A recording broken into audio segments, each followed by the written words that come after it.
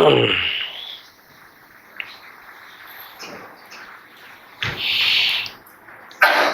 بالله من الشيطان الرجيم بسم الله الرحمن الرحيم السلام عليكم ورحمة الله وبركاته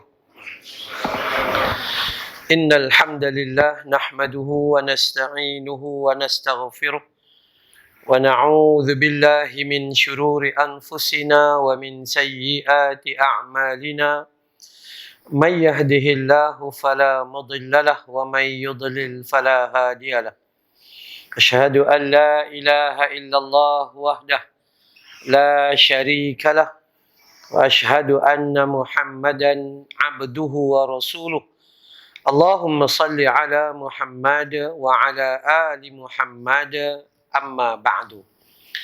Pertama sekali, Alhamdulillah, kita bersyukur pada Allah Subhanahu Wa Taala dengan ruang dan peluang yang masih Allah pinjamkan kepada kita pada hari ini, dapat sambung nyawa lagi satu hari, dikala ada orang lain telah meninggal dunia, diberi kesihatan yang baik, dikala orang lain berhempas pula sakit di hospital dan sebagainya, tapi kita Alhamdulillah. Atau dikala orang lain miskin, yang nak makan pun susah, rumah tak mampu bayar, tapi kita Alhamdulillah, lepas KFC, McDonald, lepas McDonald, Pizza Hut, paling tidaklah ikan bakar dengan asam pedas.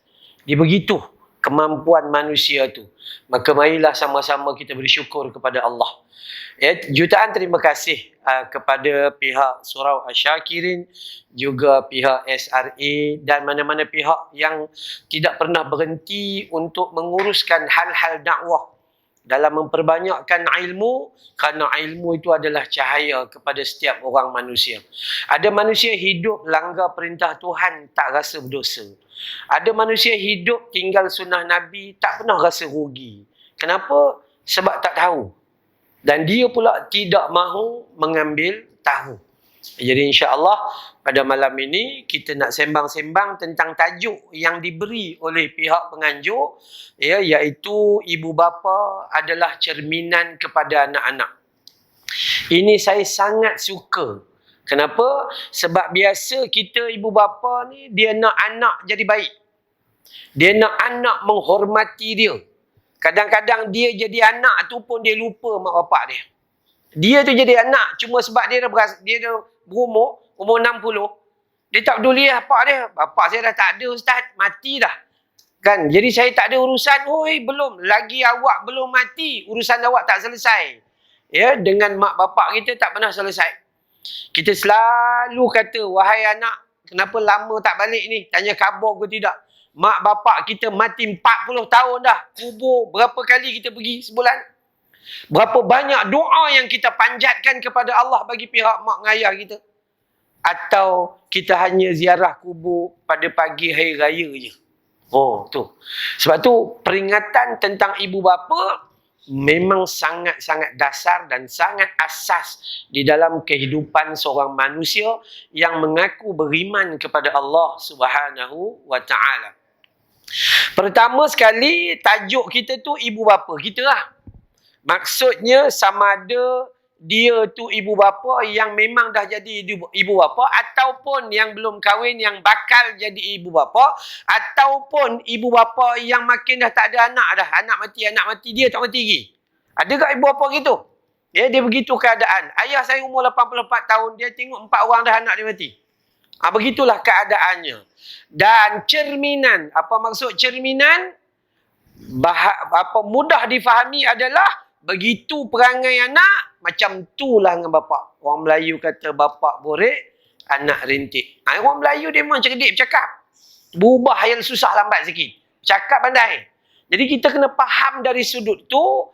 Kita takut kalau rupa bentuk anak kita begitu, rupa-rupanya asasnya adalah kita begitu. Ya, baik. First kali pembukaan kita. Ya, pembukaan kita adalah kita nak tengok dalam Al-Quran yang semua perlu ada pada mak dan ayah. Mak dengan ayah perlu ada dalam tingkat dalam hati dia, dalam tubuh badan, dalam akal fikiran dia.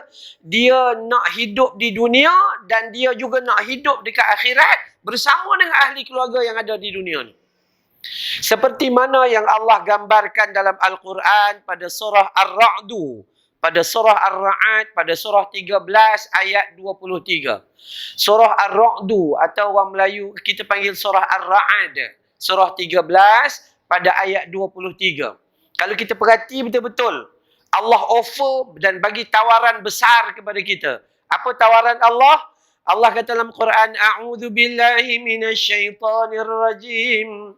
Jannatu adni yadkhulunaha wa man salaha min abaihim wa azwajihim wa dhurriyyatihim wal malaikatu yadkhuluna alaihim min kulli bab. Sadaqallahul azim. Apa kata Allah? Jannatu adnin, syurga Aden. Yadkhulunaha, mereka masuk di dalamnya. Wa man salaha, bersama orang-orang yang beriman dari kalangan min abaihim, mak dan ayah mereka juga. Kita tak nak seorang kita masuk, tapi kita nak masuk dengan mak bapak kita.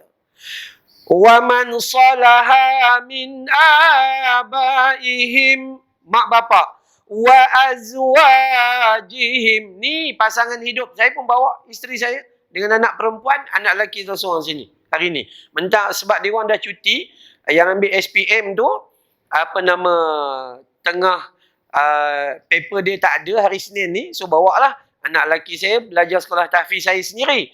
Jadi bolehlah bawa sebab dah start cuti. Supaya bukan hanya saya sebagai bapa boleh bercakap, tapi anak-anak boleh dengar. Semua kita pakat dengar. Bukan hanya Allah offer di dunia, kamu duduk sama dengan mak dengan ayah dalam syurga, kamu kena ada harapan untuk bersama tu. Kemudian wa azwajihim, pasangan hidup kamu. Kalau suami mesti nak hidup dengan isteri dia dekat akhirat.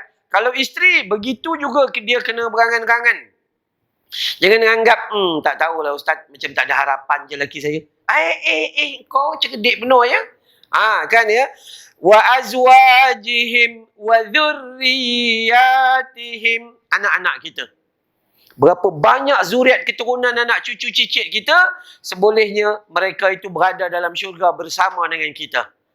Wal malaikatu yadkhulunaha, yadkhuluna, mereka itu malaikat akan masuk ke dalam syurga melalui ni min kulli bab, daripada pelbagai pintu.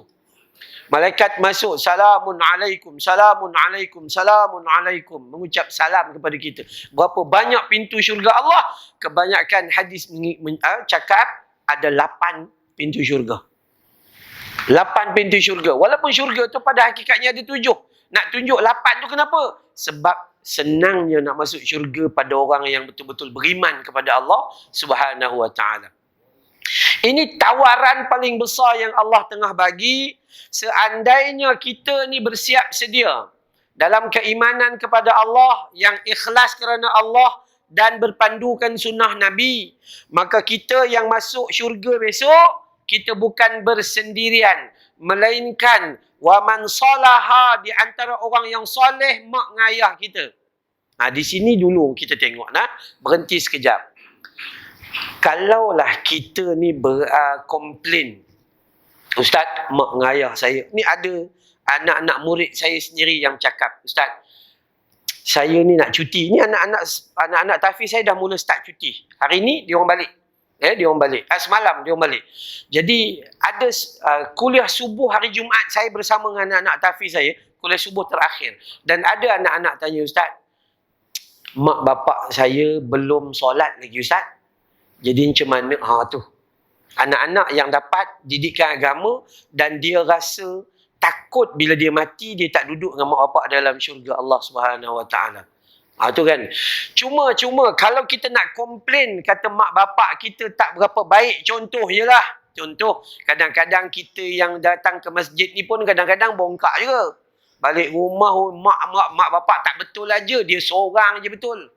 Itu pun bahaya juga. Kan, ujub dan bangga diri tu. Baik. Dalam tu, kita kena tengok. Kalau kita nak komplain mak bapak kita okey je, alhamdulillah. Paling tidak Islam dia. Tapi bapa Nabi Ibrahim. Kan? Semua orang tahu bapa Nabi Ibrahim. Apa dia buat? Berhala dia buat. Berhala. Tukang buat berhala. Apa cuba bayangkan? Kalau kita nak komplain anak kita nakal. Kan ya? Anak kita yang nakal tu pun baka siapa? Bukan baka orang lain. Kan? Kalau kita nak komplain anak kita nakal, anak kita takat dia bawa Yamaha Y suku je. Kan? Cuma bawa tu macam 3 suku. Anak Nabi Adam bunuh adik sendiri. Ini kalau kita nak kira tengok Nabi je. Anak Nabi Adam ni bunuh. Bukan bunuh orang lain. Adik sendiri. Qabil bunuh Habil. Kalau kita nak komplain bini kita perangai tak apa elok. Order makan, order beli tudung, bawal, tenggiri, kembung, jenahak, semua dia beli. Kalau kita nak komplain bini Nabi Nuh kafir terus. Bini Nabi Lut penyokong dosa dan maksiat. Ketika itu kalau kita bahasa pendek dia LGBT lah. Tu kan. Zaman Nabi Lut tu. Kalau kita nak komplain adik-beradik kita tak datang ziarah rumah kita. Adik-beradik Nabi Yusuf campak Nabi Yusuf dalam perigi buta. Maka ujian yang kita terima tak besar mana. Tak besar mana. Jadi Allah ni, kalau dia sayang, lebih besarlah ujian yang dia bagi. So bagaimana kita berusaha untuk menilai ujian yang sedang diberi oleh Allah Ta'ala. Baik, itu mukadimah awal. Ya, mukadimah awal nak bagi tahu sepatutnya kita yang jadi bapa, yang jadi atuk dan yang jadi mak, yang jadi nenek itu, maka dalam otak kepala kita dan dalam doa kita tu supaya kita esok bila mati masuk syurga bersama dengan mak bapak kita, pasangan hidup kita, semua zuriat keturunan kita tak terkecuali. Tak terkecuali. Itu sifat yang ada pada Nabi SAW. Sangat kasih dengan seluruh umat, dia tak kira bangsa apa. Dia tak kira bangsa apa. Kalau ikut Nabi tu, bangsa Arab je lah. Tapi tak. Bukan syaratnya nak masuk syurga tu bangsa Arab, bukan. Tu kan ya. Jadi hati-hati dari sudut tu. Maka kita kena cek adakah kita ni berhasrat untuk masuk syurga bersama dengan ahli keluarga kita yang Allah offer ni, yakni di dalam surah Ar-Ra'd surah 13 pada ayat 23. Itu mukaddimah awal. Mukaddimah kedua, jom kita faham. Nabi SAW bersabda daripada an Abi Hurairah. Ya, an Abi Hurairah. Abu Hurairah, tuan-tuan, saya selalu cerita. Kita kadang dengar nama je. Surau mana awak duduk ni? Duduk ke kuliah surau mana? Apa duduk kawasan qaryah mana? Surau Asyakirin. Maksud Asyakirin tu apa? Tak tahu lah Ustaz. Sampai ke pencen duduk datang ulang balik. Tak tahu surau Asyakirin tu maksud apa. Awak duduk qaryah mana? Saya duduk qaryah Abu Ubaidah Al-Jarrah. Siapa Abu Ubaidah Al-Jarrah? Sampai pencen tua bangka tak reti. Tak ambil peduli langsung. Itu bahaya. Maka kita dengar nama Abu Hurairah. Abu Hurairah tu siapa? Abu Hurairah tu sahabat Nabi yang lahir tak macam kita terus Islam. Dia dapat Islam pun dah dewasa dah. Dan Abu Hurairah tu sebelum Islam namanya Abdus Syam. Hamba kepada matahari. Bila dia masuk Islam, Nabi bagi kepada dia nama Abdul Rahman, hamba kepada yang maha pemurah.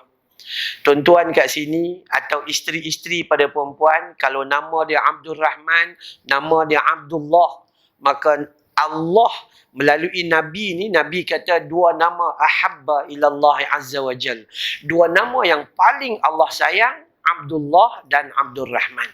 Beruntunglah. Kita ni kalau bakal dapat anak, nampak gaya macam tak ada je kan.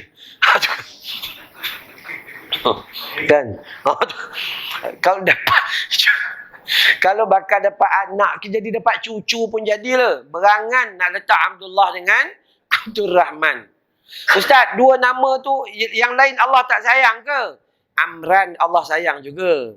Cuma nama yang paling Allah sayang, Abdul Rahman dan Abdullah. Itu. Maka kita kena jaga ni. Ya, baik. Abu Hurairah digelar sebagai Abu Hurairah. Semua orang tahu cerita dia. Dia suka pada anak kucing. Ya, lengan baju dia ni kalau berjalan, seekor belah sini, seekor belah sini, berkata-kata bawa gembala kambing ke mana-mana je. Sehingga kata Nabi, kalau kamu ni suka benar dengan kucing, aku panggil kamu bapa kepada anak kucing. Aba Abi atau Abu Hurairah. Dah. Abu Hurairah, tuan-tuan, ni mukadimah kedua nak pergi pantak ustaz lagi. Ya, mukadimah kedua nak bagi tahu, Abu Hurairah lahir dia tu sampai mati buta huruf. Buta huruf, tak erti baca, tak erti tulis. Tapi hafal 30 juzuk Al-Quran. Kita membaca habis 16 jenis surat khabar. Tu kan. Daripada diploma sampai ke degree, sampai ke master. Pandai benar membaca. Sampai ke tua. Tak tahu ke mana ayat Quran kita. Malah lebih buruk. Dah umur 60, 70, 80. Ayat-ayat daripada surah lazim, surah Ad-Duha, 22 surah turun ke bawah pun tak dapat juga. Masya Allah. Tu bahaya tu. Cuba kita tanya diri kita tengok. Diri kita sendirilah. Belajar ni kita tanya diri sendiri. Dia tak boleh jatuh hukum atas orang. Kita tak cerdik jadinya. Ya, kita belajar je, tembak diri sendiri. InsyaAllah kita akan jadi baik. Abu Hurairah, buta huruf, meriwayatkan 5,374 hadis Nabi SAW. Kita, mana ada buta huruf? Bukan kata baca, dengar pun tak nak hadis. Kita kena belajar. Memang kena belajar. Hidup kita kena belajar muhasabah diri insya-Allah. Itu yang saya selalu peringat diri kita bahawa Al-Quran ataupun hadis Nabi adalah dua petunjuk yang paling besar sekali lah. Yang perlu kita fahami, perlu kita baca, perlu kita zikir dan sebagainya. Dalam hadis ini, Abu Hurairah, dia mati umur 78 tahun. Abu Hurairah ni dia mati umur 78 tahun. Kata Abu Hurairah, qala Nabi SAW. Kata Abu Hurairah, Nabi SAW bersabda, kullu mauludin yuladu 'alal fitrah. Setiap anak yang dilahirkan fitrah, bersih. Tak ada apa pun. Tak ada apa-apa, langsunglah bersih dia tu. Maksud tak ada apa? Dosa tak ada. Fa'abawahu. Mak bapaknya lah. Yuhawwidanihi, menjadikan dia Yahudi. Kemudian, au yunassaranihi, atau membentuk budak tu jadi Nasrani. Atau yumajjisanihi, atau membentuk budak tu jadi Majusi. Nampak? Nabi sebut dalam hadis Bukhari, hadis 1385. Bahawa sesungguhnya cerminan anak itu datang daripada didikan mak bapak dia. Macam mana anak tu, begitulah urusan apa yang telah dilakukan oleh mak bapaknya. Setiap orang manusia, ya, berat tanggungjawab dia paling awal adalah siapa? Mak bapak lah. Kita dah besar macam ni, dah tak ada lah. Ni fikir sendiri lah. Ya, berat tanggungjawab tu bila? Bawah daripada umur 15 tahun. Bawah pada umur 15 tahun, kita kena bagi didikan yang sempurna, terutama di awal kejadian budak tu. Di awal kejadian itu, kalau kita tak jaga, maka dia akan jadi rugi. Ya, saya teringat kata-kata guru yang kami pernah belajar dengan dia, arwah Datuk Ismail Kamus. Dia kata manusia ni asasnya diri dia lalai. Diri dia apa? Rugi. Manusia ni memang rugi. Sebab tu Allah kata wal asri innal insana lafi khusrin. Memang rugi. Rugi. Semua boleh kata rugi. Macam mana tak rugi? Dia betul-betul untung masa dalam perut mak je untung. Dalam perut mak duit tak belanja banyak. Mana ada penyakit. Penyakit kuning tak ada. Batuk ada dalam perut bunyi kor batuk. Tak ada. Kan? Tak ada. Elok dalam perut. Makan. Pakai tali pusat aja. Minum. Guna tali pusat. Bernafas. Pakai tali pusat. Duduk dalam dunia yang paling sempit. Tapi paling bahagia. Paling sempit tapi paling bahagia. Rasa tak apa selesa pusing, rasa tak apa selesa pusing, rasa tak apa selesa terajang perut mak gedeguk, gedeguk, gedeguk. Gitu. Dan bila dia rugi, lahir saja tangisan pertama berlaku, tanda kerugiannya seorang manusia. Tak mana ada orang lahir-lahir gelak kau. Tak ada. Semua nangis. Tanda kerugian. Rugi, memang rugi. Duduk dalam perut, baju tak payah beli. Kan seluar tak payah beli, pampers tak payah pakai. Keluar, botak kepala bapa. Pampers mahal. Susu S26. Gugur habis segala bulu mak bapak. Iya sungguh. Mahal ni. Baju Ladybird. Lagi kecil, lagi mahal. Sampai bapak tu pakai selipar Jepun bocor. Nak tukar tak berani. Iya sungguh. Tu kan masa kecil tu. Besok duduk di rumah. Alhamdulillah. Tapi rugi. Kenapa? Dalam perut makan tak pernah lambat. Kan tak ada masalah apa-apa. Kenapa? Sebab Allah yang jaga. Keluar kat rumah. Nangis. Kencing. Mak lambat basuh. Lapar. Mak lambat bagi. Mak asyik main Facebook. Grup WhatsApp 50 grup. Daripada grup tadika sampai grup pencen. Itu tak termasuk geng marhaban. Ya, berapu. Anak tu sampai lencun-lencun. Tak tukar-tukar nangis. Esok dah masuk tadika. Lagi rugi. Pukul 6 dah kena bangun. Dulu sebelum masuk tadika, golek kat rumah tengok Doraemon dengan Power Rangers. Masuk tadika pukul 6 dah kena bangun. Pukul 12 atau pukul 11 baru balik. Rugi. Esok dah pergi sekolah rendah. Lagi rugi. Dekat rumah kena marah pergi sekolah. Cikgu pial telinga. Ya, sungguh. Pergi sekolah rendah. Sangat rugi. Kenapa? Berat anak kita 9 kilo. Buku 11 kilo. Terlentang anak bawa gini. Anak saya sekolah menengah tahun ni dia ambil SPM. Tengok tak ada benda pun dia bawa. Kan Sekolah tahfiz lagi tak payah bawa apa. Quran semata-mata. Kan maka tu rugi. Esok MRSM masuk. Daripada apa kita panggil tu, peperiksaan UPSR. UPSR dapat 6A. Masuk MRSM. Lagi rugi. Makan kena beratur, baju basuh sendiri. Masa duduk di rumah, balik makanan siap atas meja dah. Masa tu, duduk asrama. Saya pernah duduk asrama. Sekolah Menengah Kebangsaan Agama Al-Masyhur, Pulau Pinang. Tu kan Rugi tak? Sangat rugi. Dulu balik rumah, londeh je seluar. Seluar dalam bergulung-gulung. Mak yang uruskan. Tapi kita duduk asrama, kena uruskan sendiri kain baju. Besok dah lama kerja. Lagi rugi. Makan kena tanggung sendiri. Duk rumah sewa kena bayar sendiri. Dulu boleh menumpang mak bapak. Ya, motosikal Y suku kena bayar sendiri. Miss lalu. Ya, sungguh. Kan? Esok dah ada duit sikit, kumpul-kumpul duit, menikah. Lagi rugi. Kuat, dapat bini kuat menteragah. Ya, sungguh. Rugi betul manusia ni. Ya, sungguh. Tak habis-habis. Kejap Grab, kejap Food Panda, kejap tu, kejap ini. Ya Allah, sungguh. Ya kan Esok dah dapat anak, lagi rugi. Pukul 3-4 pagi tak boleh tidur. Anak menangis siang malam pagi petang. Tambah lagi satu rugi, ustaz. Sebab dia membawa anak tu jumpa ustaz.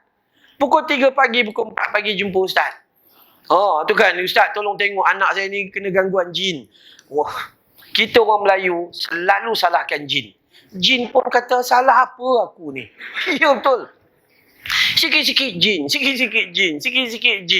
Iya sungguh. Saya pun ambil budak tu. Ni pernah pengalaman dulu lah. Ambil budak tu ketuk-ketuk perut. Lah, rupanya jin kembung. Jin kembung ya. Allahu Akbar. Merapu itu.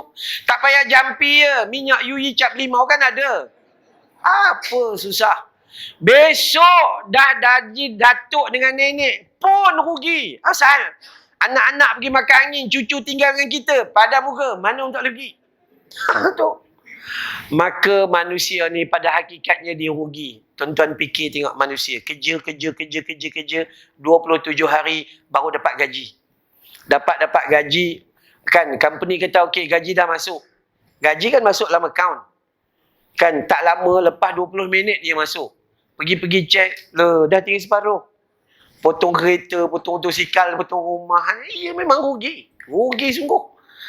Inilah hakikat dia, kerugian manusia. Tetapi Allah kan jamin dengan kita illal ladzina amanu, kecuali orang beriman. Orang beriman dia pandang cucu dia itu satu amanah daripada Allah. Dia pandang anak dia yang degil, yang tak dengar cakap itu adalah saksi yang untuk dia masuk syurga. Dia pandang isteri yang kuat menterdarah tadi itu, daripada dia pergi belanja orang lain, baik dia belanja bini dia. Sungguh. Dia pandang semuanya benda yang baik. Akhirnya alhamdulillah. Ini hakikatnya. Itu kita kena faham. Inilah sebab tu kita kena belajar. Kalau kita nak ikutlah kan, cerminan tu memang betul. Hari ni bila kita tengok anak-anak, tuan-tuan perempuan sama, kita sama-sama je. Saya pun ada 5 orang anak. Dengan isteri saya yang ini belum adalah. Tu kan isteri saya yang dulu meninggal, saya baru setahun kahwin, setahun 2 bulan lebih kurang macam tu. Yang dulu ada 5 orang anak. Dan 5 orang anak ni pun, kalau ikut hakikat saya ada sekolah tahfiz, nak ke saya nak anak sekolah tahfiz? Nak. Kalau boleh nak semua hafal Quran. Tak jadi. Anak pertama sambung belajar di Indonesia, ambil degree Usuluddin dan Syariah. Anak kedua sambung di Melaka. Daripada diploma sampai ke degree dekat Kolej Universiti Islam Melaka, KUIM. Sampai habis degree Ketamadunan Islam. Tak jadi hafiz juga. Anak ketiga ngantar sekolah tahfiz dia lari, hantar sekolah pondok dia lari, hantar sini dia lari, hantar sini dia lari. Rupa-rupanya Allah nak hantar balik pada kita, sekarang dia mengajar kat tahfiz saya. Betul kan? Ada kebaikan. Anak keempat ada kat sebelah tu, tunggu nak ambil SPM. Anak kelima saya bawa tengah ada dalam tahfiz. Tak tahulah macam mana gaya lagi. Harapan kita tu agak-agak Allah nak bagi ke tidak? Kadang-kadang Allah bagi. Kadang-kadang Allah tak bagi. Kenapa? Tak sesuai dengan kita. Baru seorang dapat anak baik tu pun bongkak, bukan main. Semua cerita ke orang, ni cucu saya ni, biarlah jadi imam, dia kena ngapal Quran. Ni merapu. Akhirnya cucu ngapal Quran, atuk masuk neraka. Itu hakikat dia. Maka kita kena faham dari, ni tak start lagi tau. Baru mukadimah. Okay. Belum start. Belum, kat pukul 8 apa ni. Dah. Okey, tak ceramah saya tak panjang pun. Tapi nak bagi tahu asas dululah. Asas dulu. Okey, baik. Jadi, dalam hati kita ni kita kena cek. Ulama kata anak-anak ni bukan hanya mewarisi baka kita, bukan. Anak kita ni sama ada dia tu rupa bentuk bini kita, atau rupa bentuk kita, atau acuan keduanya. Itu je. Itu je. Jangan ngarap, Ustaz, saya ni kulit ni hitam, tapi boleh tak saya berdoa nak dapat kulit putih? Kau tak payah harap. Kau tak payah harap. Ya, sungguh. Allah akan bagi sesuai. Nanti kalau dapat kulit putih, orang tanya, awak ambil anak angkat bila? Itu kan malu. Itu contoh. Jadi dia bagi lebih kurang kita je. Anak-anak bukan mewarisi baka kita, tapi kadang-kadang mewarisi saka kita. Perangai tu. Kenapa? Ni ditulis oleh para ulama. Bukan hanya wajah dan bentuk tubuh badan yang mereka miliki itu waris daripada mak bapak mereka. Tapi mereka juga wujud dalam diri mereka itu pandangan berpuluh tahun. Pendengaran berpuluh tahun di dalam rumah. Sehingga perangai dan sikap mak bapak itu ada kepada anak-anak. Kalaulah kita tunjuk benda yang tak elok. Itu hakikat dia. Okay? Itu dulu. Jadi jangan marah ke anak dulu. Jangan pukul anak dulu. Kalau awak tak bagi ilmu, kalau awak pun perangai tak senonoh, jangan marah ke anak. Allah tidak akan jatuhkan hukum kepada hambanya, melainkan hamba itu ada ilmu. Dan tak tiba-tiba masuk neraka, tak ada. Tiba-tiba je masuk neraka, tak ada.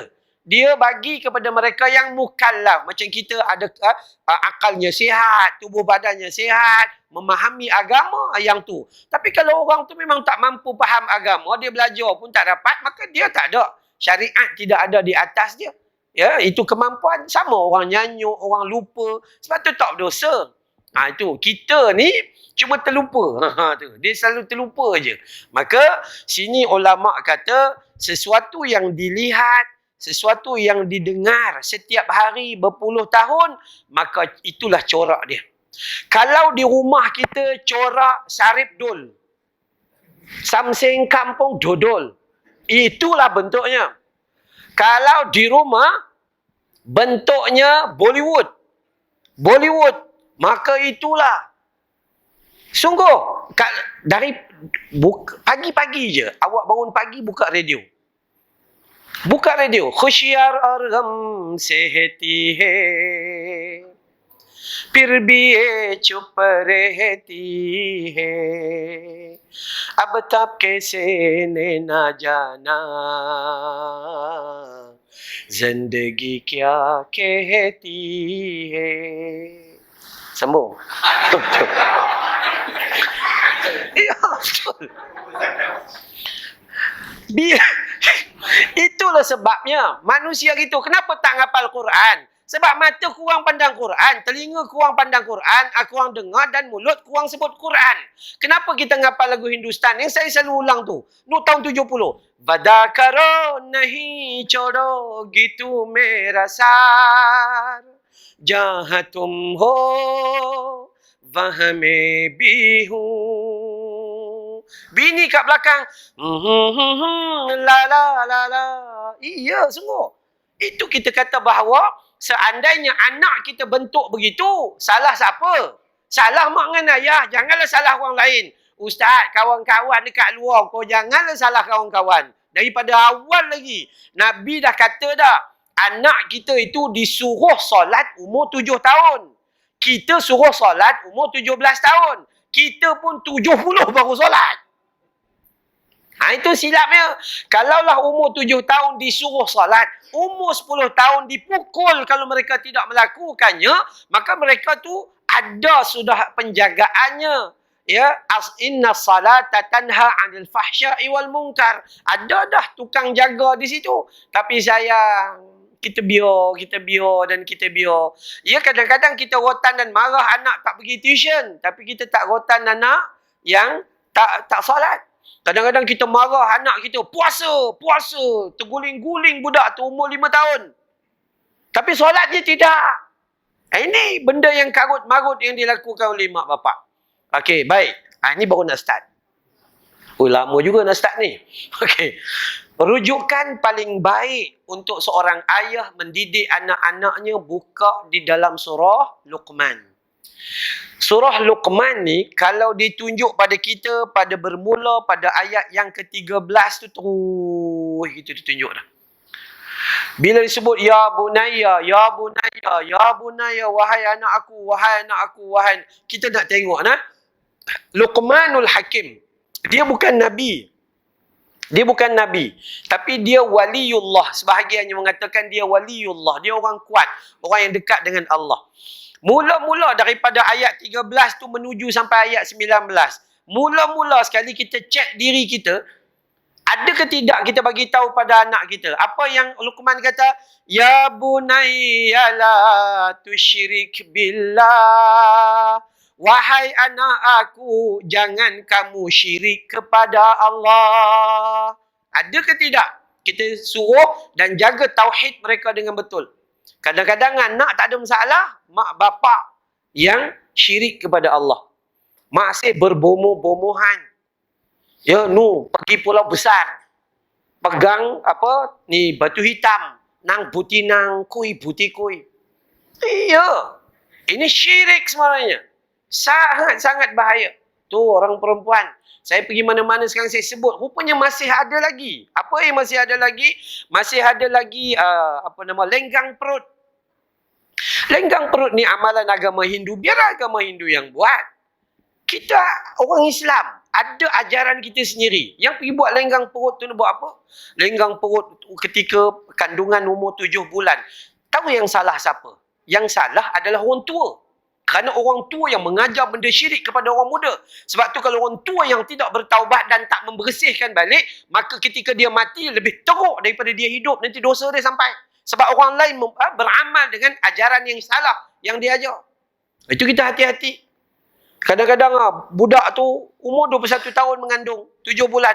Baringkan dia, buka perutnya, sapu minyak kelapa. Sekarang upgrade sikit, minyak zaitun, sunnah kononnya. Itu bukan sunnah, itu punah. Ambil buah kelapa, kan buah kelapa elok dengan tempurung tu elok, bubuh atas. bubuh atas perut. Jampi, ketuk, golek, boom, jatuh belah kanan. Anak jantan. Letak sekali lagi, ketuk, jatuh belah kiri, anak perempuan. Tak, yang last sekali, ketuk, tak jatuh, pondan. Betul. Iya. Apa merapu sampai macam tu? Akal kita ke mana perginya? Udah, lepas tu dapat uri tu kan, ada ke tidak dalam mazhab Imam Syafi'i suruh kita basuh uri tu? Kitab mana yang suruh? Tak adanya. Tak basuh pun tak apa sebab tak ada suruhan.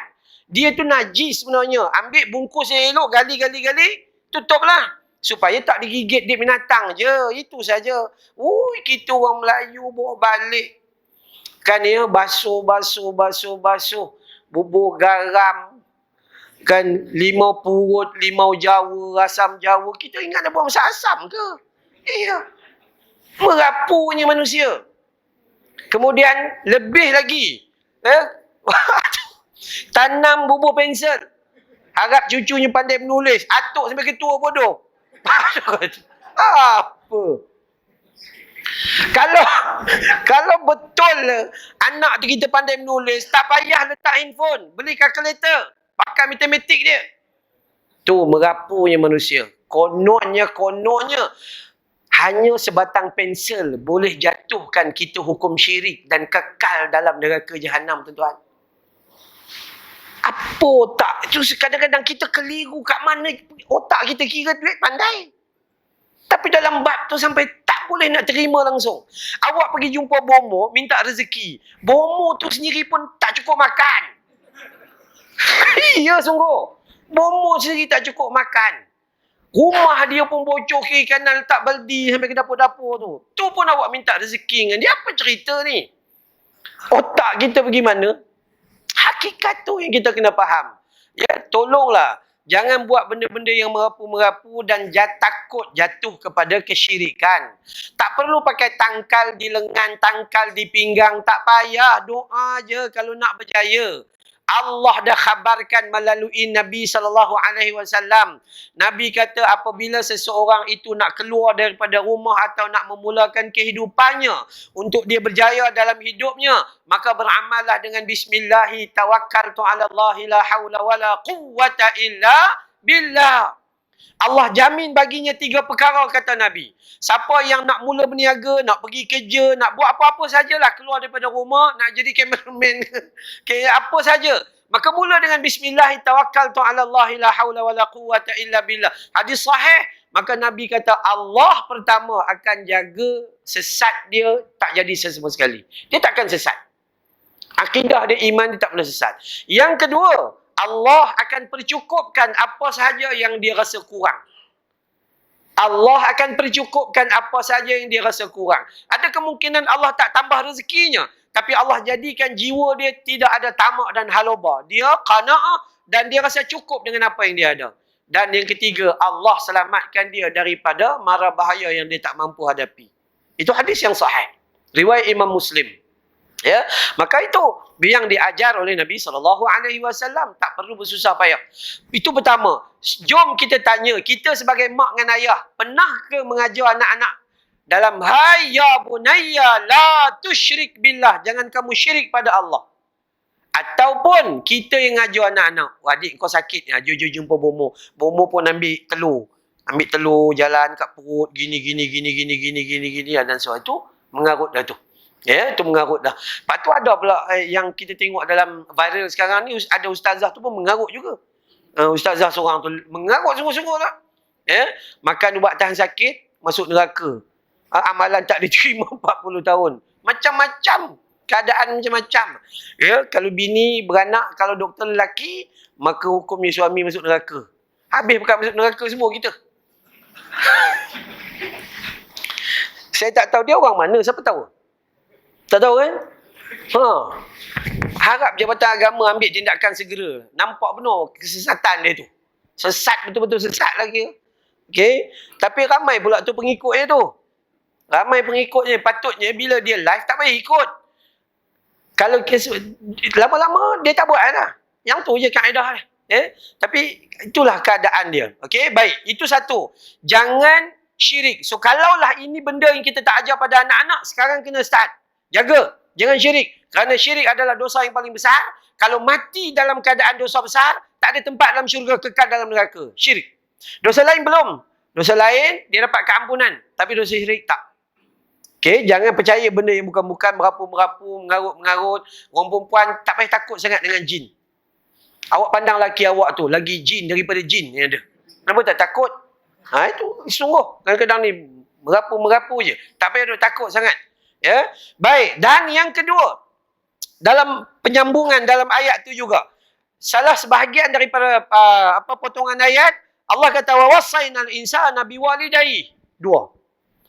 Pernah tak kita didik anak-anak supaya taat kepada mak bapak? Didik dengan apa? Didik yang pertama, kita buat supaya anak-anak tengok.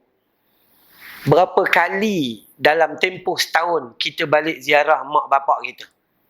Berapa banyak sumbangan bulanan yang kita jaga mak bapak kita supaya anak-anak pandang kita? Berapa banyak kasih sayang kita dekat mak, atau kita balik time 2 kali je? Balik yang pertama hari raya. Sebab di pekan tak ada orang. Bangladesh, Indonesia je ada. Yang balik sekali lagi musim buah. Bawa balik tak pakai kereta, reverse lori balik. Bawa balik buah. Itu pun satu perkara. Kan? Jadi dakwah dia dalam anak-anak adalah tunjuk.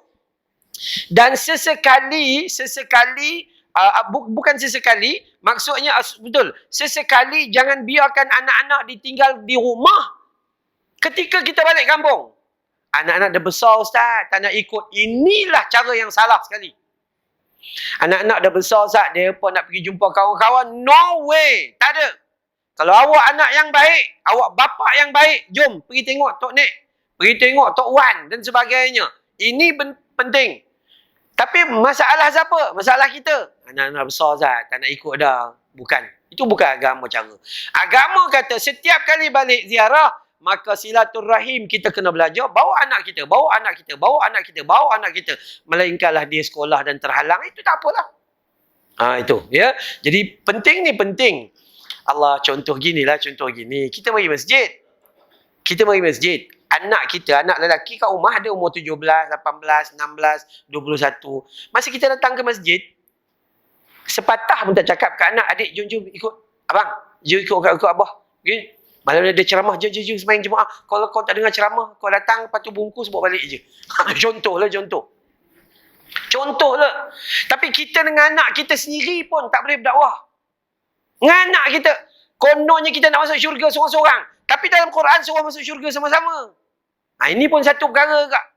Ustaz, tak apalah Ustaz. Asal esok dia berumur, esok dia berubah lah tu. Saya pun berubah 70, baru pergi masjid. Itu awak sempat pergi 70, kok anak awak 50 dah mati? Kaitan dengan kita tak? Kaitan dengan kita.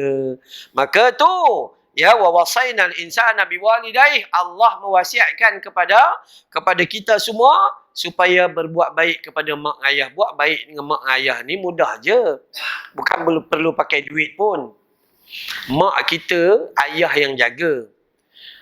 Adakah mak ni jenis minta duit? Tak ada. Dia yang bela kita. Mak bapak tak pernah mengharap duit kita. Kan ya? Cuma kita tu malu nak balik. Sebab balik tak pernah bagi duit. Minta lagi duit ada. Iya sungguh. Kadang-kadang boleh jadi begitu. Maka apa yang kita pelajari, yang perlu kita buat adalah buat mak dengan ayah seronok dan gembira. Tak kecil hati, tak luka hati. Dah. Itu je. Malah kita ni suami, tanggungjawab kita bukan pada mak kita, bagi nafkah kepada isteri kita. Sebab mak bapak ni anak dia ramai. Jadi masing-masing sumbang song sikit lah. Tapi utamanya adalah keluarga kita sendiri. Jangan pandai-pandai pula dapat gaji bagi mak dulu. Bini kuah kering. Bini tu kuah kering apa pun tak dapat. Itu tak boleh, hukum dia gitu tak boleh. Dia nafkah kepada isteri dan anak-anak terlebih dahulu. Itu dua perkara. Cuba cek, adakah kita ngajar anak-anak kita sedemikian? Secara apa? Bukan penyampaian kepada anak-anak tu. Tapi tindakan kita untuk jaga mak bapak kita, anak-anak tengok kita. Yang tu. Ketika ruang, saya selalu peringat, wahai isteri, ketika suamimu ingin dan beria-ia nak jaga mak dan bapak dia ketika mak bapak dia sakit, maka isteri ni jangan kata asyik-asyik mak bapak awak, asyik-asyik mak bapak, adik-beradik lain ada, biarlah dia jaga. Isteri ni bukan ahli syurga. Isteri akan kata apa? Bang, bawa aja bang. Saya tolong, moga-moga saya pun esok mak dengan ayah dapat tarik masuk syurga Allah Ta'ala. Itu paling betul. Suami pula, bila isteri nak jaga mak bapak dia, saya ada kuasa veto. Boy, masa tu baru veto. Tu kan dia, awak tak boleh jaga. Itulah kebodohan yang sangat-sangat teruk. Ketika isteri nak jaga mak bapak dia, maka kita kata bawa lah. Kok besok saya pun boleh tumpang. Itu sepatutnya begitu. Tapi sayang, itu dua perkara. Yang ketiga, anishkurli wali walidaik. Ya, wali walidaik. Maksudnya hendaklah kamu bersyukur kepada Allah, yakni kepada aku dan kepada orang tuamu. Kenapa bersyukur? Sebab dengan adanya keizinan Allah, maka Allah bagi kita lahir atas muka bumi, dapat rasa sekian. Ya, dapat beribadah dan dapat melihat kehebatan muka bumi Allah dan sebagainya. Dan besok boleh duduk dalam syurga lagi. Dan bersyukurlah kamu kepada orang tuamu. Kerana di asbabnya mereka itulah awak dapat hadir atas muka bumi Allah Ta'ala. Sebab tu tuan-tuan ulama' ni, dia bila kita sebut tentang doa ni, dia ada beberapa hal. Yang pertama, doa dia tu kita puji Allah. Alhamdulillahi Rabbil Alamin. Satu. Yang kedua, kita selawat kepada Nabi wassalatu wassalam ala sayyidil mursalin wa ala alihi wa ashabihi ajma'in atau wa sahbihi ajma'in. Yang ketiga, kita minta ampun. Sebelum kita minta yang lain-lain, kita minta ampun. Apa cara minta ampun? Doa tu, Allahumma ghfirli, wahai Tuhanku ampuni dosaku, wali walidayya, dan kedua orang tuaku. Jangan doa yang kita selalu ikut Tok Imam. Tok Imam dia baca untuk semua. Awak di rumah kalau solat sunat, awak baca untuk diri sendiri dengan mak bapak awak. So tak perlu baca Allahumma ghfir lana. Jadi kena baca Allahumma ghfirli wali walidayya warhamhuma kama rabbayani saghira. Itu baru betul. Ya Allah, ya Tuhanku, ampuni dosaku, dosa kedua orang tuaku, seperti mana mereka menyayangiku semenjak dari kecil dulu. Itu. Lepas dah minta ampun tu, barulah kita minta benda-benda lain. Dan minta benda lain pun, minta akhirat dulu. Dunia tak payah. Ni kita lah bukan main. Semayang subuh tidak. Semayang duha sampai 28 rakaat. Tu tanda duit tak ada sangat lah tu. Besok dah ada duit, tak ada harapan. Iya sungguh. Semayang raya ni penuh sampai keluar. AJK surau kata nak kena besar surau kita ni. Semayang raya. Subuh tak ada. Itu pun ada perangai manusia. Manusia. Nama manusia ni dia macam-macam warna. Macam-macam fashion. Maka bila kita minta ni, kita minta akhirat. Contoh yang saya selalu ulang. Doa Nabi ketika tahiyat akhir sebelum bagi salam. Setiap solat fardu dan solat sunat. Fil alamina innaka hamidum majid. Jangan sesekali bagi salam dulu. Saya cadangkan kepada Tok Imam dan saya saran kepada Imam hafal doa ni, faham dan kemudian baca sedikit kuat pada setiap solat fardu tu supaya anak-anak makmum boleh hafaz. Ya, Nabi cuba tengok doa Nabi. Nabi doa Allahumma inni a'udzubika min azabi jahannam wa min azabil qabri wa min fitnatil mahya wal mamat wa min syarri fitnatil masihid dajjal. Ya Allah, lindungi aku dari azab jahannam. Lindungi aku dari siksa kubur. Lindungi aku dari fitnah kelalaian kehidupan ini. Lindungi aku dari fitnah saat aku mati. Lindungi aku dari kejahatan Dajjal. Itu baru betul. Minta akhirat dan minta kepentingan. Bukan minta yang macam kita minta. Ya Allah, ya Tuhanku, duitku kurang, tambahilah. Rumahku kecil, besarkanlah. Hartaku sikit, banyakkanlah. Biniku 1, 4-kanlah. Yang doa tu pun kencing manis 28. Tak sedar ke diri. Cuba perhati doa Nabi. Ni kita untuk keselamatan ni mak bapak dan keluarga. Pertama Nabi minta, ya Allah jauhi aku, lindungi aku daripada azab api neraka. Orang yang tak masuk neraka duduk di mana tuan-tuan? Syurga. Mana ada atas pagar? Atas pagar tak ada. Ustaz, saya neraka tak nak, syurga tak nak. Saya duduk atas pagar. Apa hukumnya? Hukumnya awak lah yang paling bodoh manusia. Itu je. Kan ya? Ya Allah ya Tuhanku, jauhi aku daripada azab kubur. Kubur tu jadi taman-taman syurga, ditidurkan macam atas Dreamland, Dumbledore Pillow dan Vono Maya Karin. Iya, tidur ni sungguh-sungguh, lena, tenang. Dan sebab tu Nabi kata, mati adalah istirahat yang sangat panjang. Mati rehat sungguh tuan-tuan. Apa yang Ustaz? Rehat. Rehat. Masjid tak payah datang, dah mati. Api air tak payah bayar. Motosikal tadi pun yang Y suku tu biarlah demo yang 3 suku. Kita tak payah dah. Apa tak perlu susah hati lagi dah. Bini minta tadi tudung bawal tenggiri kembung pun tak payah lagi dah. Kita dah mati. Habis dah. Rehat panjang.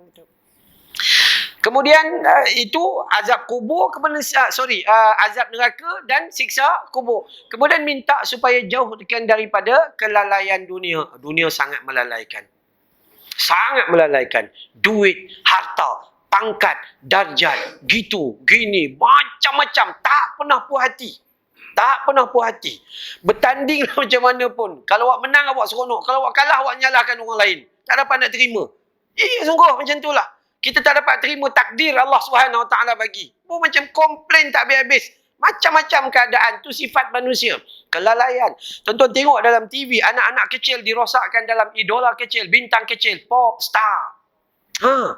Naik remaja sikit, bukan kilauan mas, Akademi Fantasia.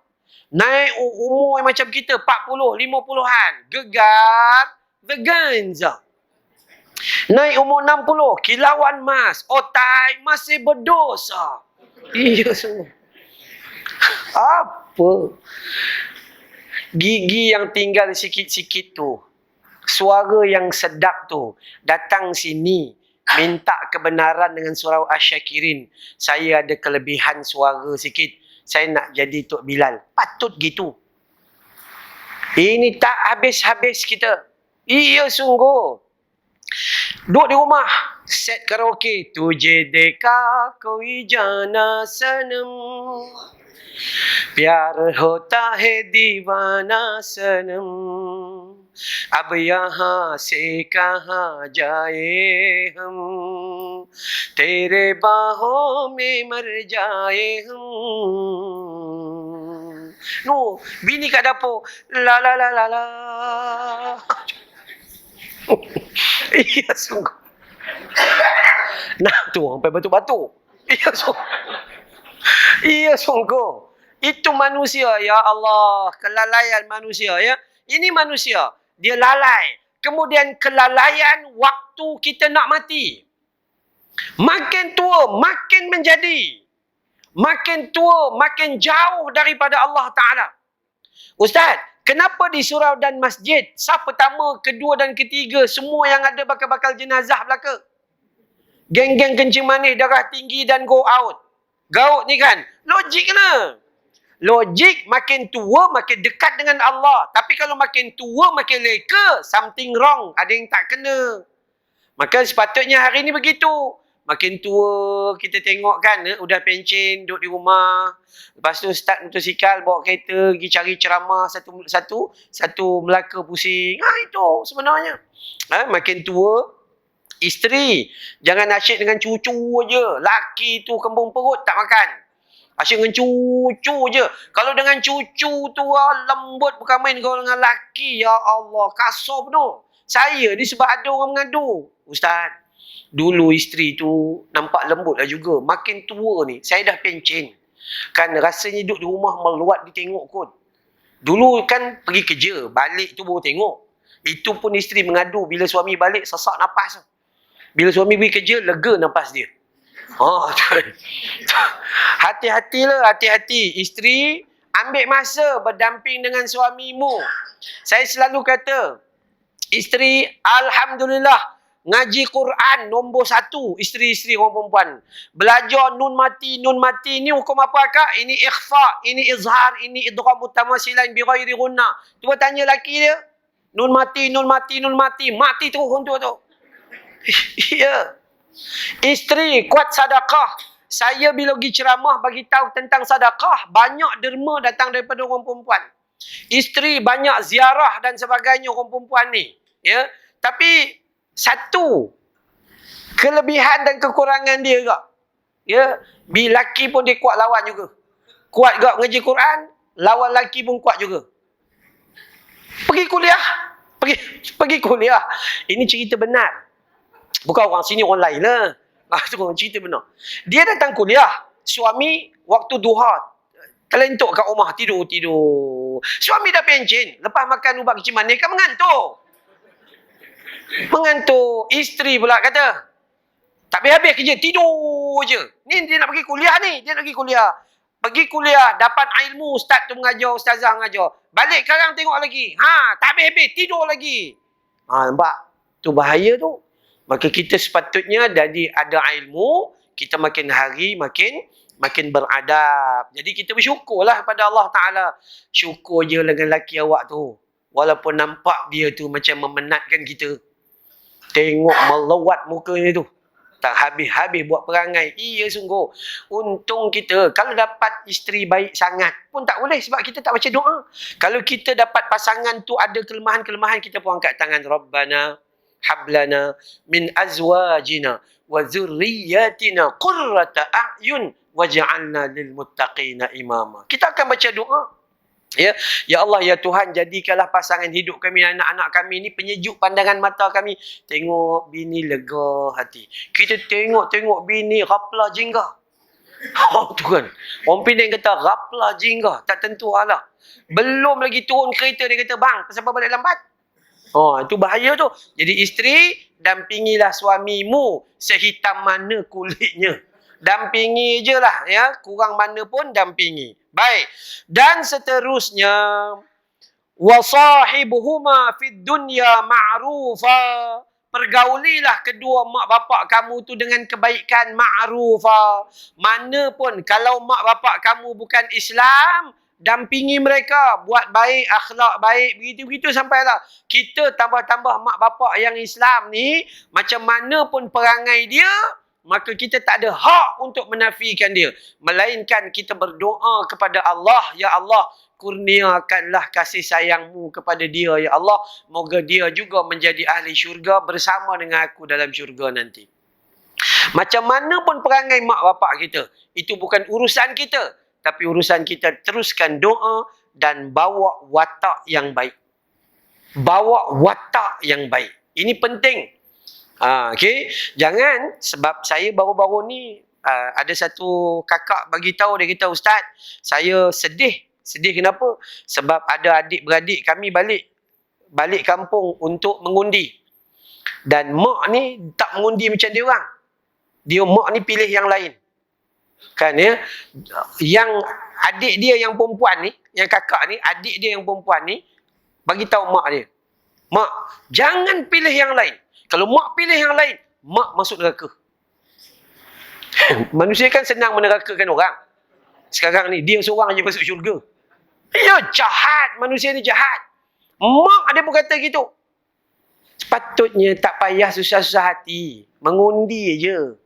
Bukan, jangan sebab tu awak masuk neraka nanti. Awak tu datang KL, tu kan dulu pun duduk di kampung, mengong juga. Datang KL, pergi ke masjid, jadi AJK Muslimat, rasa beriman betul lah tu. Itu yang besar benar tu kan. Bercakap dengan mak bapak sampai mak tak ada harga diri. Macam mak bapak tu tak ada harga diri, tu pun ujub dan bangga diri, memufliskan seseorang hamba Allah Subhanahu Taala dekat akhirat nanti. Janganlah sesekali. Biarlah orang kata, Ustaz, dia orang ni nampak bodoh je. Yang bodoh tu awak. Bukan dia orang. Sebab orang yang nampak orang lain bodoh, maka dia sebenarnya yang bodoh.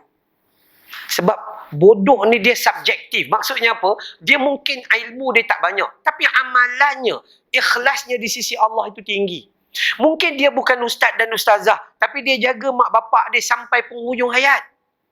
Mungkin kan, mungkin dia bukan alim ulama, tapi dia jaga adik-beradik dia jaga anak dia sampai besar, sampai bersusah payah dalam hidup dia. Itu semua amal besar di sisi Allah Subhanahu Wa Taala. Saya selalu sebut hadis dalam kitab Mu'jam Al-Awthad, riwayat Imam Tabrani.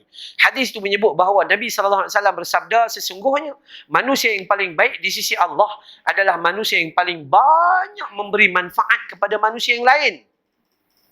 Dan amalan yang paling baik di sisi Allah adalah amalan mengembirakan orang lain. Manusia paling baik di sisi Allah adalah paling banyak manfaat kepada manusia lain. Bukan paling banyak salat tahajud. Bukan paling banyak mengaji Quran. Itu masalah peribadi awak. Tapi dah ni dengan umum ni. Dengan umum ni, dengan masyarakat ini. Apa sumbangan kita kepada masyarakat? Dalam surau kita Asy-Syakirin ni, apa yang sumbangan kita? Adakah kita datang ulang alik aja tak pernah tanya AJK ada keperluan apa, aircon rosak ke gitu gini, cuba nak bagi ke gitu gini kan? Maka ada ke tidak sumbangan kita kepada masyarakat? Orang keliling, ada orang miskin ke tidak? Pernah tak pergi ikut pihak surau dan penduduk untuk banci dan sebagainya, cek untuk hantar bantuan? Atau kita sekadar bangga dengan jubah yang kita pakai? Ada manusia bangga. Sedang jubah ni Abu Jahal pun pakai. Sebab tu jangan bongkak sangat lah. Betul. Abu Jahal pun pakai, Abu Lahab pun pakai. Sebab ini pakai orang Arab. Tapi kita pakai itu kerana mengikuti sunnah Nabi. Ya, bagus. Tapi benda yang lebih besar bukan ni. Benda yang paling besar adalah tutup aurat. Dan lebih besar sekali adalah memberi manfaat kepada orang lain. Mungkin orang tu tak pakai jubah. Kemeja dengan seluar jin dia datang. Jin pun lari, seluar tak ada. Kemeja dengan seluar jin je dia pakai. Tapi sumbangan dia kepada masyarakat, Allahu Akbar. Ni kita bentuk siapa? Kita bentuk anak-anak kita. Bentuk anak-anak kita supaya bersyukur dan buat baik kepada mak bapak. Dengan cara apa? Kita dulu buat baik, biar anak-anak nampak kita buat baik kepada mak bapak kita. Seterusnya, Allah juga sebut, ya bunayya innaha intaku mithqala habbatin min khardalin fatakun fi sakhratin aw fi samawati aw fil ardi ya'ti biha Allah innallaha latifun khabir. Wahai anakku, jika ada satu-satu perbuatan sebesar biji sawi sekalipun, sama ada berada dalam batu, di langit maupun di bumi, nescaya Allah akan bagi balasan. Peringatkan anak kita bahawa Allah itu maha mengetahui. Allah itu maha melihat. Ayah tak nampak, mak tak nampak kamu, tapi Allah sentiasa mengetahui. Tu kita peringatkan supaya anak kita keluar tu, dia tahu malaikat tengah jaga dia. Raqib dan Atid tengah jaga dia. Jadi dia tak akan buat benda-benda yang mengarut-mengarut. Memperingatkan mereka, jangan sampai kita tak rasa. Contoh, kita solat. Solat di masjid dengan solat di rumah. Cuba tengok, ada beza ke tidak? Solat kat masjid, Allah. Orang tengok pun risau. Dia ni azan ke? Takbir pun 21 harakat. Kalau di rumah, bunyi gitu. Kalau tak bunyi, sedangkan lafaz tu wajib dizahirkan. Allahu Akbar. Paling tidak, dan di masjid, Bismillahirrahmanirrahim. Bubuh lagu Sabah, Bayati, Nahwan dan tak ketahuan. Dekat rumah, Bismillahirrahmanirrahim. Alhamdulillahirabbil alamin. Amin. Tuan-tuan tengok ada solat tarawih yang ada dekat Jawa kan, dekat Indonesia tu kan. 20 rakaat 8 minit. Ya, Allahu Akbar, dolli. Ingat Quran tu mak bapak dia yang punya ke? Iya. Tak tahulah apa ceritanya. Nak kata tak ada alim ulama, ada alim ulama kampung tu. Sedangkan kita ngaji tomak ninah tu rukun. Berhenti seketika. Ini sap-sup 8 menit aja. Udah kemudian buat apa? Moreh. Tak boleh. Kita kena tahu diri kita duduk di mana pun Allah tengok. Sama ada ketika orang nampak, Allah juga nampak. Ketika orang tak nampak, Allah juga nampak. Udah, selesai. Kena rasa muraqabatullah. Merasai pengawasan daripada Allah Subhanahu wa ta'ala. Kita didik diri kita nak ahli keluarga kita. Hati-hati. Dekat rumah tak ada CCTV. Tapi Allah punya CCTV tidak pernah meninggalkan walaupun sesaat tentang diri kamu. Kemudian seterusnya, Allah juga mengingatkan kita dalam hal ini, ya bunayya aqimis salah. Aduh, ni yang umur 7 tahun. Wahai anakku, solat. Umur berapa? 7 tahun. Bukan tunggu 70. Tunggu 7 tahun. Ajar dan suruh. Belum paksa. Lepas 3 tahun, umur 10. Kalau dia ajar setiap hari, insya-Allah jadi rutin lah. Tapi kalau kita tak buat, jadi payahlah. Umur 10 tahun, kalau tak nak buat, setelah diajar daripada umur 7, baru pukul untuk mengajar. Tapi tiba-tiba 10 pukul dengan awak tak ajar, haram dan berdosa. Ajar belum? Daripada umur 7, tiba-tiba main 10 nak pukul je. Tak boleh. Awak kena ambil masa juga 3 tahun. Dan kemudian tu bagi. Ajar. Wa'mur bil ma'ruf. Didik anak-anak kita buat baik. Bila kita buat baik, bawa anak-anak. Mari ke masjid, bawa anak-anak. Pergi gotong royong, bawa anak-anak. Ni kita pun pergi gotong royong. Waktu orang dah habis gotong royong. Waktu bihun goreng dah keluar, masa tu kita baru sampai. Oi, dah habis, minta maaf lah. Selalu tiap-tiap kali, dia gitu je lah perangai. Ya, sungguh. Ya, baik. Dan kemudian wanha anil mungkar, dan kita cegah kemungkaran, dan kita didik anak-anak jangan macam ni. Semua manusia mengalami masalah yang sama. Kamu ulama kah? Kamu habaib kah? Kamu ustaz kah? Kamu asatizah kah? Anak-anak ini dia manusia, semua sama. Ada yang degil, ada yang silent killer. Depan kita senyum, pijak semut pun tak mati.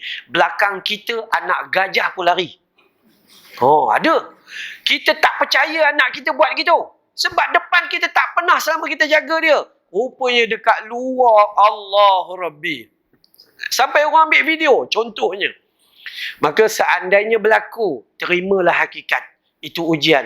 Sebab tu Allah bukan nak tengok kejayaan kita jaga anak. Tapi Allah cuma nak tengok usaha kita untuk jaga anak. Ustaz, saya dah buat begini. Dia jahat juga Ustaz. Tak tahulah mana datang. Tak apalah, dia memang datang daripada awak pun. Cuma jahat dia tu. Maka itu pilihan dia lah. Baik, ketika isteri Nabi Nuh jadi kafir, takkan nak disalahkan Nabi Nuh. Ketika anak Nabi Adam bunuh adik dia sendiri, takkan nak disalahkan Nabi Adam. Kan? Ketika Nabi Ibrahim bapaknya itu buat berhala, takkan salahnya Nabi Ibrahim. Ada. Allah nak tengok usaha ada tak? Usaha ada, itulah penilaiannya. Ustaz, saya dah belajar Ustaz, sampai sekarang tak pandai-pandai. Macam mana Ustaz? Itu pandailah tu. Bila awak usaha untuk belajar, tu kira pandailah tu. Ya Ustaz, saya sampai-sampai tak pandai. Bila orang tanya nun mati, rasa memang nak mati Ustaz. Betul. Kan? Tak apa. Janji awak usaha untuk belajar. Itu salat. Daripada dulu kalau saya datang Melaka, bab salat ni memang saya sangat-sangat tekan lah. Ya, ibadah salah kena jaga. Ajak anak kita buat ma'ruf, ya, bawa pencegahan mungkar itu dalam keluarga, dan ajak anak kita juga terbabit dalam hal pencegahan mungkar, dan kemudian wasbir ala ma asabak.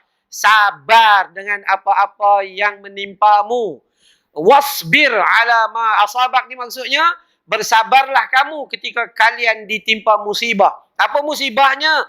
Dapat bini kuat ceramah. Walaupun ceramahnya free. Ya, bedam-bedum. Sampailah kita kata sadaqallahul azim, baru berhenti. Itu contoh. Dapat suami tak bertanggungjawab. Dia lebih jaga janda dekat gerai ujung kampung daripada bini dia. Ia ada perangai macam tu. Kan ya? Dapat mak bapak tak bagi ilmu Islam kepada anak dia. Dapat anak-anak tak peduli pasal mak bapak. Bincang 9 beradik, ngantar mak pergi rumah orang tua-tua. Tak ke gila? 9 beradik, 5 lelaki. 4 perempuan. Tapi hantar mak dia pergi rumah orang tua-tua. Berlaku, dan saya di antara orang yang menjadi saksi, bila pindah mak pergi daripada kereta ni pergi kereta ni, mak tarik nafas yang terakhir dalam kereta tu. Cukup takut. Siapa ada mak, siapa ada ayah, buatlah baik. InsyaAllah, Allah akan pusing cermin tu pada kita balik. Tapi kalau hari ini kita buat tak peduli dengan mak bapak, kau jadi ustaz pun sia-sia. Kan ya? Bagilah ceramah banyak mana pun. Jadilah ketua muslimat macam mana sekalipun.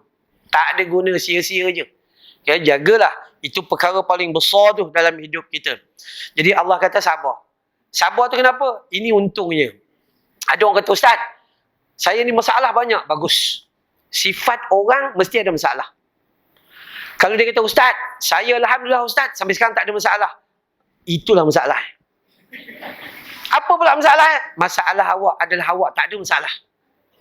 Bila awak tak ada masalah, awak tak ingat Tuhan. Badan sihat aja. Masjid tak pergi pun. Ada doa tak? Tak ada doa. Kan? Sedekah tak ada apa, tak ada gini, tak ada biar. Tak ada apa pun. Semua sihat. Orang lain PKP hari itu, bankrupt. Dia tak ada apa. PKP lagi untung. Sebab jual glove dengan emas. Lagi kaya dia. Itu bahaya. Maka sebab itu kita, bila Allah bagi tenang, tiba-tiba datang ujian. Saya dengan isteri saya sembang sekejap dalam kereta, dalam perjalanan tadi. Saya kata sabar je lah. Manusia memang macam tu. Bila ada, okey, kemudian kita pun dapat rawatan, dia selesai. Sekarang datang pula masalah ni. Duduk dalam rumah tangga, dapat suami isteri semua baik. Tiba-tiba dapat anak. Allahu Akbar. Tu kan, penyamun yang 40 dalam gua tu pun takut dengan anak kita. Allah uji tak? Allah uji. Kenapa? Masa tu, mak bapak angkat tangan, Ya Allah, Ya Rahman, tolonglah jaga anak aku. Aku dah tak tahu nak buat macam mana dah. Doa tu adalah satu ibadah. Elok anak-anak jadi baik, adik-beradik pula minjam duit tak bayar-bayar. Tu kan. Nampak muka kita pinjam duit, bayar tak teringat langsung. Tu satu. Elok adik-beradik dah elok, jiran pula berebut nak sidai kain atas rumah teres tu. Sidai kain, macam tu lah, ada segala macam. Tapi selagi kita ada ujian, maka kata Nabi, wasbir. Sabarlah kamu. Sabar macam mana sabar? Sabar je lah. Iyalah Ustaz, macam mana sabar? Sabar. Tu kan? Macam mana nak sabar? Nak kata tak boleh, sabar je. Maksud sabar tu adalah jangan bertindak seperti mana orang tu. Bila Allah uji pada kita benda yang kita tak suka, kan dalam Quran kata tu surah Al-Baqarah ayat 216, surah yang kedua tu. Allah kata apa yang kamu benci, kena kami suruh kamu berperang. Sedangkan kamu benci peperangan, dan ketahuilah apa yang kamu benci mungkin baik untuk kamu. Dan apa yang kamu sayang mungkin buruk untuk kamu. Dah, selesai. Di antara 5-6 anak beranak, saya selalu cerita kisah makcik yang dulu duk belajar dengan saya setiap hari Rabu. Ya, 7, 8 tahun, 12 tahun lepas. Dia ada 5 orang anak. 4 orang anak ni, lelaki, perempuan. Last sekali lelaki juga. 4 yang pertama semua belajar dekat Germany. Belajar di universiti, bumbang. Dia duk komplain pasal anak dia yang kelima ni. Yang lain-lain kakak dengan abang dia belajar semua gini. Dan dia tanya, Ustaz, macam mana Ustaz nak lembutkan hati anak tu? Saya kata tak payahlah. Ustaz tolong buat air penawar. Tak payah, dan memang tawar air ni. Tak payah. Kan habis tu nak buat apa? Acik balik rumah banyakkan istighfar aja. Jadi dia kata, Ustaz saya amal. Lepas tak lama dia jatuh sakit. Ke mana dia sihat balik lah. Datang balik mengaji dan saya tanya dia, macam mana keadaan? Dia kata, Alhamdulillah Ustaz, istighfar tu Allah tunjuk awal lagi di dunia. Kenapa? Rupa-rupanya suami dia tu Allah ambil awal. Jadi tinggallah dia. Kenapa Allah jadikan yang ni nakal sikit dan tak berapa pandai sikit? Sebab dia tu umur panjang. Allah bagi yang ni duduk bersama dengan dia, tolong jaga. 4 beranak yang pergi Germany tu tak balik-balik. Tu kan. Balik pun 5-6 tahun sekali. Jadi siapa nak nguruskan? Jadi dia kata, Alhamdulillah Ustaz, biarlah saya bersama dengan anak ni. Ketika kaki saya lenguh, dialah ambil minyak panas yang warna hijau tu gosok. Ketika saya nak pergi buat medical check up ke hospital, dialah bawa kereta arwah ayah dia. Nissan Sunny 130Y. Gitu. Sampai sekarang pakai. Dia kata alhamdulillah, biarlah saya mati dan bersama dalam syurga bersama dengan anak ni. Jadi jangan marahlah kalau Allah tak bagi anak-anak kita pandai seperti mana yang kita nak, sebab kita fikir pandai itu masuk universiti belaka. Sedangkan pandai ni dia subjektif, boleh diterjemah dalam pelbagai hal. Jangan risau tentang ketentuan. Tapi kena buat apa? Kena sabar dengan ketentuan Allah Subhanahu Wa Taala. Dan seterusnya sikit lagi. Dan jangan kamu memalingkan wajah daripada manusia ketika berjalan di atas muka bumi Allah. Sombong. Jangan tak mau kawan dengan orang ni, tak mau kawan dengan orang ni. Tengok sebahagian orang ni macam hina sangat. Macam dia seorang yang bagus, dia seorang yang elok dan sebagainya. Sedangkan pada hakikatnya bila kita tengok kulit kita dengan kulit orang sama je. Darah kita dengan darah orang sama je. Apa sangat perbezaan kita dengan orang lain. Melainkan perangai kita je yang buruk berbanding orang lain. Tu. Maka Allah pesan, jangan sombong sesama manusia. Innallaha la yuhibbu kull mukhtalin faqur. Allah tak suka dan benci kepada orang yang sombong dan bangga diri. Tuan-tuan, saya selalu ulang. Apa sangat nak nyombong? Kalau iblis dengan setan sombong logik sebab dia tu dicipta daripada api. Usjudu li Adam fasajadu illa iblis aba wastakbara wa kana minal kafirin. Ya memang sujud ke? Sujud pada Adam. Yang lain semua sujud. Iblis tak nak. Setan tak mau. Kenapa? Disebabkan kami dicipta daripada api. Buat apa? Kan dia daripada tanah aja. Sombong tak? Sombong. Jadi perangai kita kalau sombong, sama dengan iblis dengan setan je. Cuma kita tak ngaku je. Kalau kita nyombong, kita dengan setan dua adik-beradik je. Bukan sepupu, adik-beradik. Sebab itu asasnya. Dan kalau kita nak sombong pun tak layak. Sebab setan paling kurang dicipta daripada api. Kita dicipta daripada setitis air mani je. Air mani keluar daripada tempat pembuangan najis celah kangkang je.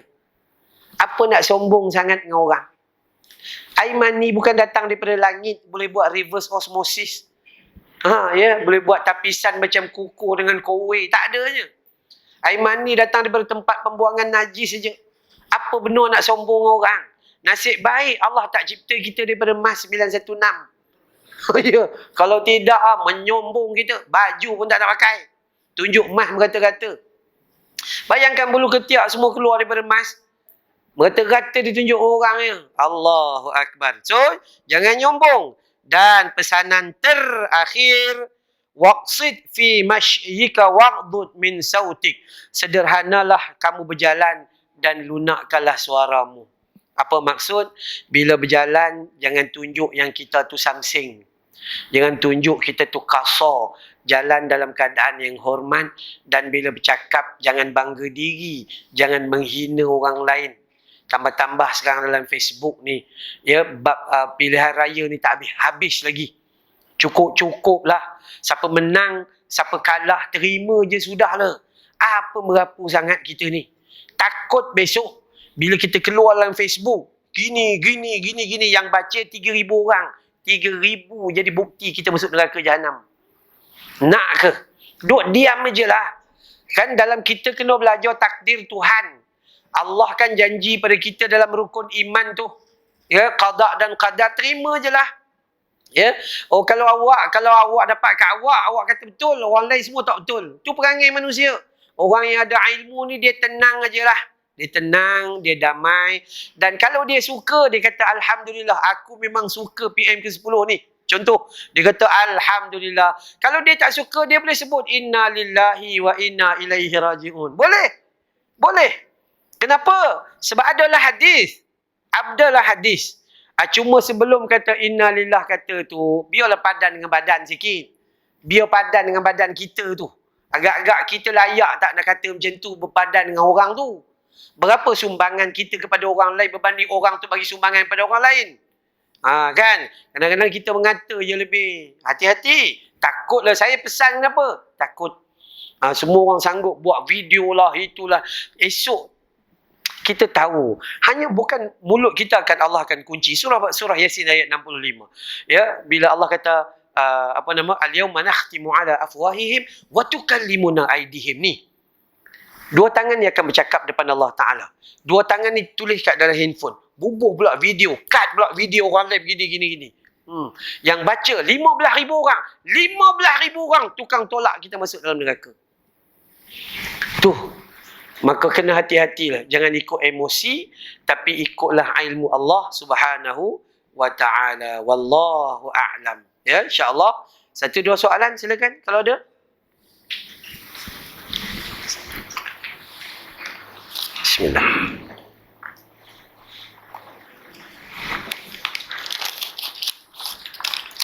Ui, siap ada sampul. Oh, ini tulisan orang lama, saya tahu. Cukup cantik tulisannya. Assalamualaikum, Waalaikumsalam. Saya tertarik dengan ayat 29 dalam surah Fussilat yang berbunyi, orang-orang kafir berkata, ya Tuhan, kami perlihatkanlah kepada kami dua golongan yang menyesatkan kami, iaitu golongan jin dan manusia, agar kamu boleh meletakkan kedua-duanya di bawah telapak kaki kami supaya menjadi orang paling bawah dan hina. Soalan saya adalah, ayat ini ditujukan untuk golongan orang kafir saja. Bagaimana pula dengan mereka yang mengaku Islam tapi melakukan dosa-dosa, terutama dosa-dosa besar? Okey, baik. Pertama sekali, ayat ni clear. Secara clear. Ayat ni bukan ayat mutasyabihat. Ayat ni ayat muhkamat.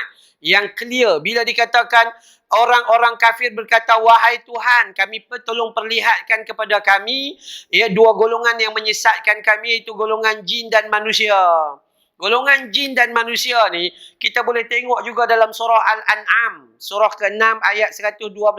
Wa ja'alna likulli nabiyyin aduwan asyayatin al-ins wal jin. Ya, dua jenis setan, manusia dan jin. Boleh kita juga tengok dalam surah Al-A'raf, surah ke-7 ayat 179. Walaqad dara'na li jahannama katsiran minal jinni wal ins lahum qulubun la yafqahuna biha ila al-akhir al-ayah. Ada. Maka setan ni ada dua makhluk. Setan daripada jin dan setan daripada manusia. Setan daripada jin ni, dia sebenarnya tak jahat macam setan daripada manusia. Setan daripada jin ni, bila dia dengar azan, hayya ala salah, lari dia, takut. Setan daripada manusia ni, dia dengar azan, hayya ala salah, lari tidak, datang pun tidak. Rupanya manusia lebih setan daripada setan. Ya. Sungguh, setan didengari dengan a'udzubillahi minasyaitanirrajim, lari. Kita tu hakikatnya. Maka boleh tak kita kaitkan mereka yang orang Islam ini melakukan dosa-dosa, terutama yang dosa besar, dengan dalam keadaan golongan yang macam ni? Jawapan dia yang pertama, saya katakan boleh, seandainya diterjemahkan tidak seperti gambaran orang kafir. Tak boleh. Kita tak boleh judge hukum boom orang kafir kepada orang Islam dengan hukum yang sama, tak boleh. Kerana ayat ni khusus ditujukan kepada orang kafir. Tetapi menceritakan bahawa di antara setan itu ada jin manusia dan jin yang jin original. Maka boleh tak daripada orang orang Islam jadi setan? Ya, boleh. Perangai-perangai setan itu ada. Maka bolehlah kita katakan untuk kita berdoa, ya Allah, tolong bagi tahu kepada kami, bagi kami clear yang mana satu orang yang mampu kami ikuti dan mana satu yang kami tak boleh ikut, sebab kami takut dia seperti mana golongan, dua golongan jin ataupun golongan manusia ini. So saya katakan bahawa boleh, tetapi tidak boleh meletakkan sepenuhnya, iaitu golongan orang kafir sama seperti orang Islam, tak boleh. Tapi boleh letak perangai itu. Perangai setan itu memang ada juga pada orang Islam. Ada orang Islam kalau ikut akhlak lebih buruk daripada orang bukan Islam. Orang bukan Islam duduk sebelah jiran rumah kita, pergi pasar malam beli buah bawa balik kita.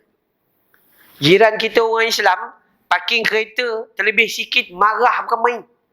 Ya, naik blok rapat gitu begini pun ada juga perangai tu. Ini perangai dia jin dan setan. Tapi dari sudut akidah tak bolehlah dia tu Islam, maka dia tetap Islam. Okey. Sebab tu bila dalam bab ni kita nak kata bahawa yang pertama, kita melayani orang Islam dan orang bukan Islam itu sama. Cuma lebihnya kita layan orang Islam ni kena bagi salam sebab dia orang beriman. Tapi buat baik kepada semua orang buat baik. Kepada semua orang buat baik. Habis tu Ustaz, macam mana kawan saya ni yang bukan Islam ni, elok je perangainya. Rasuah tak ambil, curi barang tak ada, apa tak ada, elok je. Maka kau kenalah kawan dengan dia, belajar kebaikan. Ni kawan kita yang bukan Islam ni, penyangak, penyamun tarbus, sebagainya lah. Ngajak saya pula buat jahat. Janganlah kawan dengan dia. Islam tu agama peribadi dia. Tapi kalau awak duduk dengan dia, awak pun akan jadi penyamun tarbus, maka tak boleh ya. Itu hakikat kita kena faham. Lihat kemanfaatan yang dia bagi kepada kita. Kan Nabi pesan cari kawan yang seperti jual minyak kasturi. Bukan Nabi kata cari kawan yang beragama Islam. Bukan. Yang jual minyak kasturi maksudnya ada kebaikan pada dia. Kita salam, bau harum tu kat dia, maka lama-lama kita terikutlah perangai dia tu. Tapi jangan kawan dengan penjaga dapur arang. Mungkin api tak kena, arang tak kena, bau asap kena dengan kita juga. Awak tak isap rokok, duduk satu geng pergi makan roti canai, geng gudang garam, perak perut, baju awak yang berlubang dengan gudang garam. Ya, wallahu a'lam. Baik, ada soalan lagi? Habis. Okey, baik. Moga-moga Allah kurniakan kebaikan. Cuma saya minta izin kepada pihak AJK Surau. Saya mewakili pusat tahfiz saya. Biasa saya datang ceramah, saya akan war-warkan kalau tuan-tuan dan perempuan ingin bagi sumbangan dan derma. Saya sangat alu-alukan. Kami ada sekarang 42 orang pelajar. 20 perempuan, 22 lelaki. Alhamdulillah, kami belanja lebih kurang 48,000 satu bulan. Ya, untuk makan, sewa, gitu, gini dan sebagainya. Tapi Alhamdulillah anak-anak tak pernah tak makan melainkan tambah berat badan. Alhamdulillah. Ada je rezeki. Jadi malam ni kalau tuan-tuan perempuan nak bagi sedekah, saya sangat alu-alukan. Ya, insya-Allah. Bismillahirrahmanirrahim. Alhamdulillahirabbil alamin wassalatu wassalam ala sayyidil mursalin wa ala alihi wa sahbihi ajma'in. Ya Allah, ya Rahman, ya Tuhan kami, ampuni dosa kami ya Allah.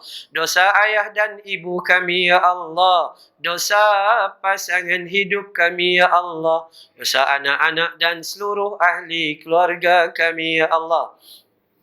Ya Allah, ampuni dosa teman-teman dan jiran-jiran kami ya Allah. Umat muslimin wal muslimat yang hidup maupun telah meninggal dunia ya Allah. Ya Allah, bantu kami, bagi kami mengendalikan keluarga kami ya Allah. Ya Allah, bantu kami atas kelemahan kami ya Allah. Bantu kami atas kesilapan dan kesalahan kami ya Allah, agar dapat kami membawa keluarga kami ke arah syurga-Mu ya Allah. Ya Allah, sebagaimana Kau himpunkan kami dalam taman syurga-Mu ya Allah, himpunkan kami nanti dalam jannatul firdaus-Mu ya Allah. Ya Allah, ampuni mereka yang bersedekah di malam ini ya Allah. Jadikan sedekah mereka penghubung jalan syurga-Mu ya Allah. Jadikan sedekah mereka benteng dari panas api neraka-Mu ya Allah. Ya Allah, ya Rahman, ya Rahim, ya Hayyu, ya Qayyum, ya Dzal Jalali wal Ikram. Walhamdulillahi Rabbil Alamin. Siapa ada masa, esok saya ada kuliah subuh di Surau Madrasah An-Nur, Taman Desa Molek. Taman Desa Molek belakang Petronas tu. Kuliah subuh dan kuliah maghrib esok di Masjid Bukit Tembakau. Saya tak tahu lah jauh ke tidak daripada sini, tapi rasanya taklah jauh sangat. Lebih kurang setengah jam ada. Ada kan? InsyaAllah. Siapa ada masa. Wabillahi taufiq wal hidayah. Assalamualaikum warahmatullahi wabarakatuh.